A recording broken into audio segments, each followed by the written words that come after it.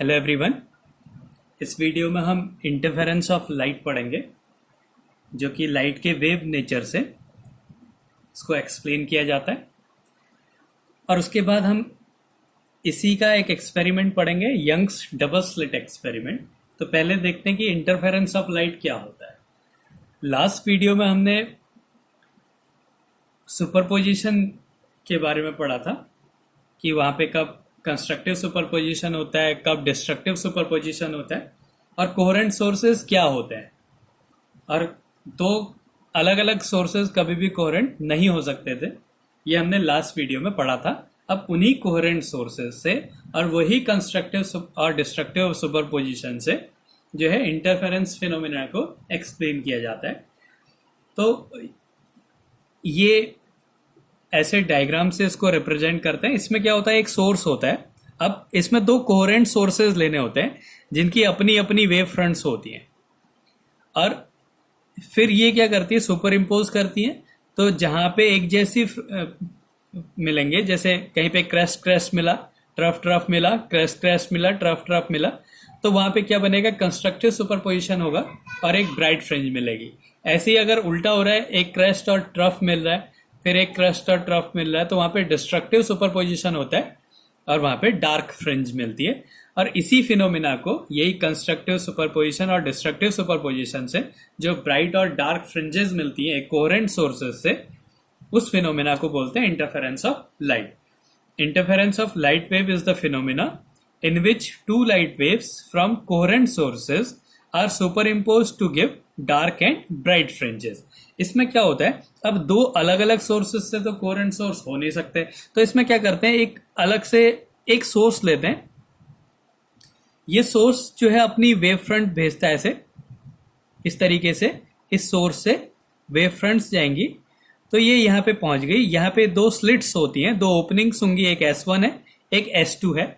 तो फिर ये ओपनिंग में भी क्या बन जाएगा, लाइट के दो सोर्सेज बन गए। अब इनकी यहाँ पे जो सोर्स था, इनकी जो फ्रीक्वेंसी होगी वो इस सोर्स की फ्रीक्वेंसी के इक्वल होगी, जो कि हाइगेंस प्रिंसिपल में हमने पढ़ा है कि जो सेकेंडरी सोर्सेज बनते हैं उनकी फ्रीक्वेंसी बिल्कुल वही होती है जो प्राइमरी सोर्स की फ्रीक्वेंसी है।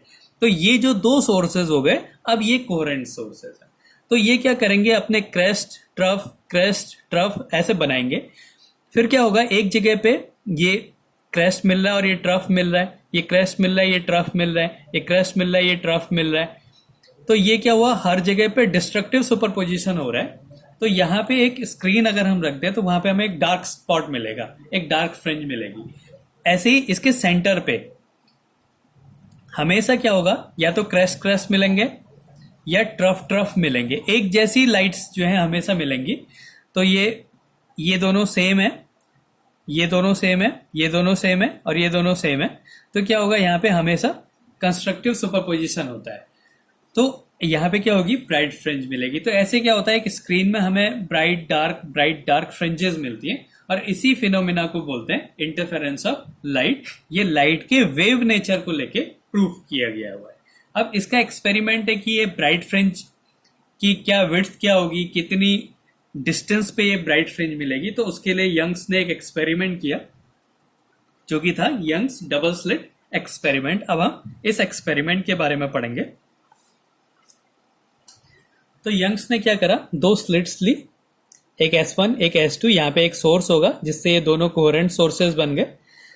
तो ये एक स्क्रीन है, यहां से लाइट गई, यहां से लाइट गई। मान लिया यहाँ पे कोई एक फ्रिंज बन रही है, ये ब्राइट फ्रिंज भी हो सकती है, डार्क फ्रिंज भी हो सकती है।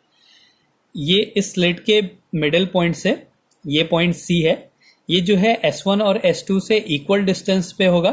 इसलिए या तो यहाँ पे दोनों के क्रेस्ट मिलेंगे या दोनों के ट्रफ मिलेंगे। तो मतलब यहाँ पे कंस्ट्रक्टिव सुपरपोजिशन होगा। और ये जो C है, ये जो हमेशा ब्राइट फ्रिंज बनेगी यहाँ पे, और इसको बोलते हैं सेंट्रल मैक्सिमा। ये हमेशा ब्राइट होगा क्योंकि इस C पॉइंट से S1 और S2 की डिस्टेंस सेम है। तो यहाँ पे दोनों के या तो क्रेस्ट मिलेंगे या ट्रफ मिलेंगे। तो ये हमेशा ब्राइट फ्रिंज मिलेगी। ये अगर पूरी डिस्टेंस d है तो ये हाफ d/2 हो गई, और ये भी d/2 हो गई, हाफ हाफ, और टोटल d है। ये दो स्लिट्स हैं S1 और S2, और ये सेंट्रल से हम इसकी डिस्टेंस लेंगे, माइनस सेंटर से जो ये फ्रिंज बन रही है इसकी जो डिस्टेंस है वो x डिस्टेंस है। तो इसमें क्या क्या है? पहला पॉइंट है d is the distance between slits S1 and S2. d is the distance between slits S1 and S2.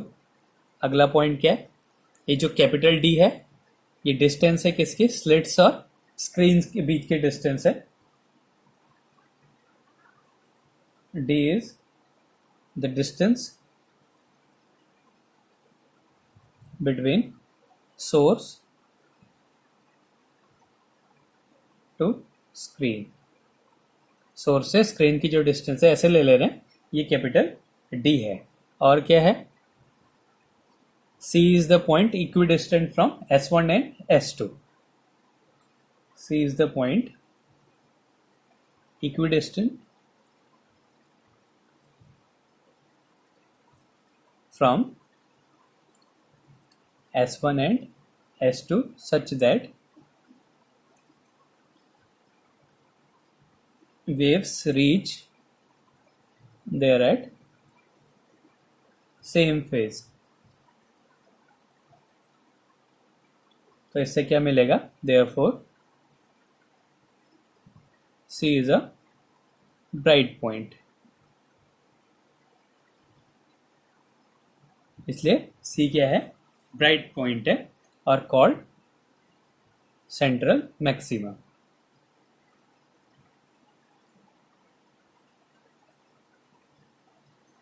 अब हमने क्या करना पड़ता है? इसके बाद इसकी पाथ डिफरेंस निकालना होता है.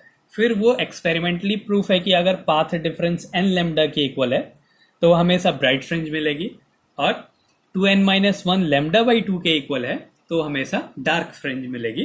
तो सबसे पहले हमने क्या निकालना पड़ता है? पाथ डिफरेंस निकालना पड़ता है. तो पहले हम इन दोनों का पाथ डिफरेंस, इसने कितनी डिस्टेंस ट्रेवल करनी है? S1p. इसने कितनी ट्रेवल करनी है? S2p. तो इसका पाथ डिफरेंस क्या हो गया? S2p minus S1p. ये इसके बीच में जो पाथ है उसका डिफरेंस है.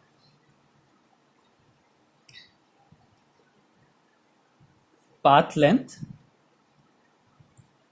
From two sources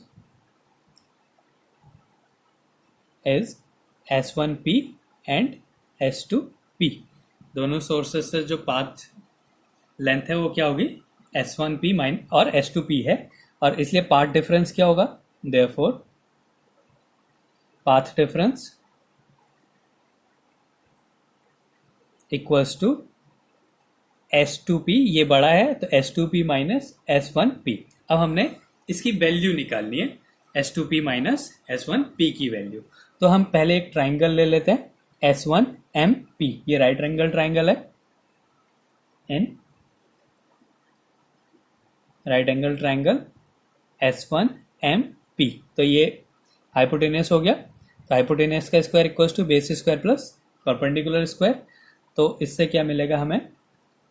S1p square equals to S1m square plus MP square. S1m square plus MP square. तो ये होगी एक इक्वेशन. ऐसे ही इन ट्राइंगल दूसरा ट्राइंगल ले लेते हैं, S2np. तो यहां पे क्या हो जाएगा? S2p square equals to S2n square plus np square. ये इक्वेशन सेकेंड हो गई. अब हमने S2p माइनस S1p निकालना है तो हम माइनस कर देते हैं. हमने कर दिया 2 माइनस 1. तो क्या मिला हमें? S2p square minus S1p square equals to, अब देखो क्या है? S1m स्क्वायर, S1m स्क्वायर और S2n स्क्वायर हमने माइनस करना है दोनों को. तो ये दोनों इक्वल हैं इसलिए ये दोनों कैंसिल हो जाएंगे. S2n स्क्वायर S1m स्क्वायर के इक्वल है तो ये कैंसिल हो गया. तो बचा np square minus mp square. np square minus mp square. अब हम इनकी वैल्यूज को पुट कर देते हैं. इसको लिख दिया हमने S2p minus S1p into S2p plus S1p. ए स्क्वायर माइनस बी स्क्वायर हो गया. अब np की वैल्यू, n से p, ये d/2 है, ये x है, तो टोटल डिस्टेंस क्या हो गई? x plus d/2. Whole square minus M P, M से पी, ये टोटल एक्स है, इसमें से डी बाई टू माइनस कर दें तो एम पी मिलेगा हमें, तो ये हो गया X minus D by two का होल स्क्वायर। तो इसको सॉल्व कर दिया, S two P minus S one P, S two P plus S one P equals to, अगर हम इन दोनों को सॉल्व करते हैं होल स्क्वायर निकाल के तो आ जाएगा two X D, two X D. इसको सॉल्व करेंगे, इसका होल स्क्वायर माइनस इसका होल स्क्वायर, तो टू एक्स डी आ जाएगा आंसर। अब हमने क्या कंडीशन ली कि लेट एस वन पी, ये जो है बहुत छोटा सा, इसके बीच में जो है बहुत छोटा सा गैप होता है, तो ये जो एस वन पी है और ये एस टू पी है ये लगभग इक्वल है। हम ये मान रहे हैं कि S one P equals to S two P और ये जो डिस्टेंस है वो डी के इक्वल है, ये हम कंडीशन ले रहे हैं। अब क्या होगा अगर हम S1 और S1P और S2P को इक्वल कर दें और वो माइनस कर दें तो ये जीरो हो जाएगा, तो फिर हमें कुछ मिलेगा ही नहीं, हमने निकालनी है S2P माइनस S1P की वैल्यू। तो हम क्या करेंगे, इस कंडीशन को इधर अप्लाई करेंगे, इधर पे नहीं करेंगे। S2P प्लस S1P पे इसको अप्लाई कर देते हैं, यहाँ पे नहीं करते हैं। अगर हम यहाँ पे भी उसको अप्लाई कर देंगे तो हमें कुछ रिजल्ट नहीं मिलेगा, ये जीरो हो जाएगा। तो हम क्या करते हैं, इसको यहाँ पे अप्लाई कर देते हैं, तो ये हो गया S2P माइनस S1P और ये हो जाएगा, ये भी D है ये भी D है, तो ये क्या हो गया 2D इक्वल्स टू 2XD। तो इसको सॉल्व करके हमें क्या मिल गया, path length S2P path difference जो है minus S1P equals to XD upon D। ये क्या आ गई हमारी पाथ डिफरेंस आ गया। अब यहाँ पे कंडीशंस होती हैं कि कब ये ब्राइट फ्रिंज होगी कब ये डार्क फ्रिंज होगी। तो now P to be a bright fringe, P एक ब्राइट फ्रिंज होती है कब, जब ये पाथ डिफरेंस है ये n लैम्डा के इक्वल होगा।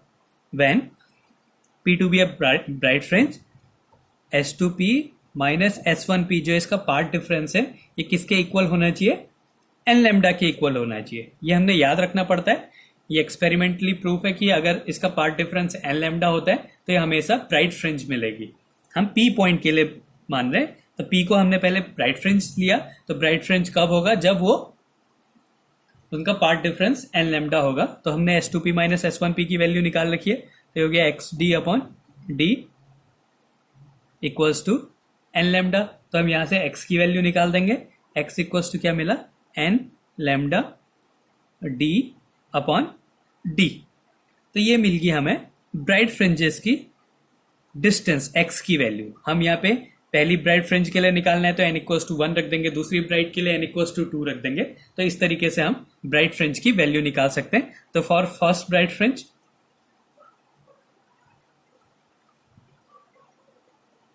फर्स्ट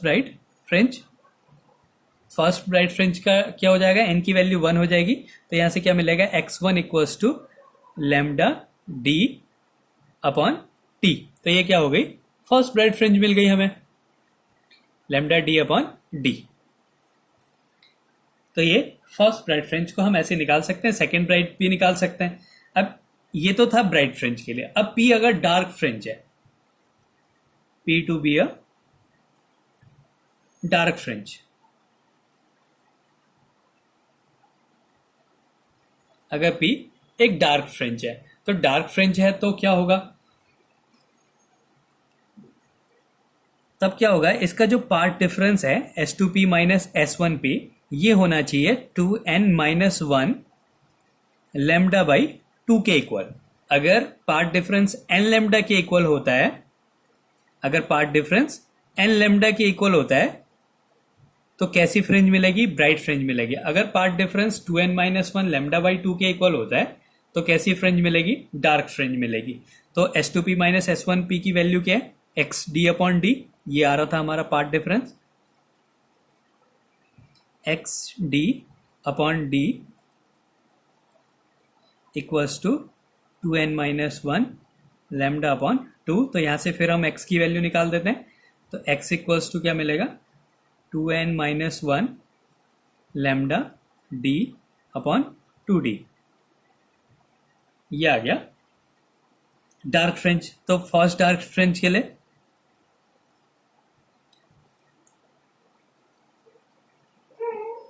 फर्स्ट डार्क फ्रिंज कब मिलेगी? जब हम एन की वैल्यू 1 रख देंगे तो ये क्या आ जाएगा? ये ब्राइट के लिए था, ये डार्क के लिए है, तो ये क्या हो जाएगा? Lambda D upon 2d। अब इससे हमें क्या मिल रहा है? देखो, फर्स्ट ब्राइट फ्रिंज की डिस्टेंस क्या थी? Lambda D upon D. अब फर्स्ट डार्क फ्रिंज की डिस्टेंस क्या है? लैम्डा डी अपॉन 2d, मतलब इसका हाफ है। तो इसका मतलब जो सेंट्रल मैक्सिमा है उसके बाद कौन सी फ्रिंज बनेगी? डार्क फ्रिंज बनेगी, और उसके बाद क्या बनेगी? ब्राइट फ्रिंज मिलेगी। तो ये इसके हाफ पे है। सेंट्रल मैक्सिमा ये हमेशा ब्राइट बनेगा, उसके बाद कैसा बनेगा? डार्क बनेगा हाफ डिस्टेंस पे, और इसकी हाफ डिस्टेंस पे पहले डार्क बना, फिर उसके बाद क्या बनेगा? ब्राइट बनेगा। इस तरीके से क्या है? ब्राइट डार्क फ्रिंजेस हमें दिखाई देती हैं। अब ये तो था कि ब्राइट फ्रिंज की डिस्टेंस क्या होगी, डार्क फ्रिंज की डिस्टेंस क्या होगी। अब इसके बाद है कि जो ब्राइट फ्रिंज बनेगी उसकी लेंथ क्या होगी, उसकी विड्थ क्या होगी। ये तो था लेंथ क्या है। अब उसके बाद हम उसकी विड्थ निकालेंगे कि कितनी विड्थ पे उसकी क्या विड्थ होगी। तो width of bright fringe, width of bright fringe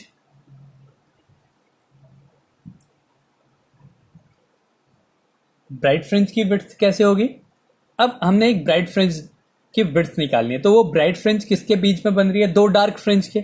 जैसे बनेगा कैसे? ये सेंट्रल मैक्सिमा, इसके बाद डार्क, फिर ब्राइट, नीचे डार्क ब्राइट डार्क ब्राइट, इस तरीके से बनेगा। तो अगर हमें एक ब्राइट फ्रिंज की विड्थ निकालनी है तो हमने क्या करना है? दो डार्क फ्रिंज की विड्थ को माइनस कर देना है। अगर दो, ये सेंट्रल से इसकी लेंथ हमें पता है, इसकी लेंथ अगर हमें पता है तो हम दोनों को माइनस करें तो क्या मिलेगा? ब्राइट फ्रिंज की विड्थ मिल जाएगी। तो ये क्या हो गया? Difference between two consecutive dark fringe. अगर हम दो डार्क फ्रिंज को माइनस कर दें तो क्या मिलेगी? ब्राइट फ्रिंज की विड्थ मिलेगी। तो डार्क फ्रिंज की विड्थ क्या थी? 2n-1 lambda D upon 2d। ये तो गया एक, और एक उससे पहले वाली, तो उससे पहले वाली क्या हो जाएगी? 2। n की वैल्यू क्या है? n-1 है। अब n-1 n की जगह क्या कर देना? n-1 कर देना है, लैम्डा डी अपॉन 2d। अगर हम इसको सॉल्व कर दें तो क्या आ जाएगा? लैम्डा डी अपॉन डी आ जाएगा इसको सॉल्व करने के बाद। तो ये क्या आ गई? Width of bright fringe. ऐसे ही similarly width of dark fringe. तो डार्क फ्रिंज की विड्थ कैसे मिलेगी? दो ब्राइट फ्रिंजेस की विड्थ को माइनस करके हमें एक डार्क फ्रिंज की विड्थ मिल जाएगी। तो ये क्या हो जाएगा? ब्राइट फ्रिंज की n lambda D upon D, ये एक ब्राइट फ्रिंज की विड्थ होती है, माइनस इससे पहले वाली n-1 lambda D upon D. इसको भी अगर हम सॉल्व कर दें तो क्या आ जाएगा? लैम्डा डी अपॉन डी हो जाएगा। तो ये क्या हो गई? इनकी विड्थ हो गई। ये किसकी विड्थ है? ब्राइट फ्रिंज की। ये किसकी विड्थ है? डार्क फ्रिंज की। तो इस तरीके से हम इनकी विड्थ को निकाल सकते हैं। तो दो, अगर हम डार्क फ्रिंज की लेंथ को माइनस करें सेंट्रल मैक्सिमा से तो हमें मिलेगा ब्राइट फ्रिंज की विड्थ। अगर हम दो डार्क फ्रिंज को माइनस करें तो क्या मिल जाएगा? दो डार्क फ्रिंज को माइनस करने से ब्राइट फ्रिंज की विड्थ मिलेगी, और दो ब्राइट फ्रिंजेस को माइनस करने से डार्क फ्रिंज की विड्थ मिल जाती है। अब इसमें होता क्या है? अगर हम इंटेंसिटी और पार्ट डिफरेंस में ग्राफ बनाए तो क्या बनेगा? इस तरीके से ये ब्राइट फ्रिंज, फिर डार्क फ्रिंज, फिर bright fringe, dark fringe, bright fringe, dark fringe, इस तरीके से हमें ये मिलता रहता है। तो ये सेंट्रल मैक्सिमा अगर हम ले लें तो ब्राइट हो गया ये, उसके बाद ये डार्क, फिर ब्राइट, फिर डार्क।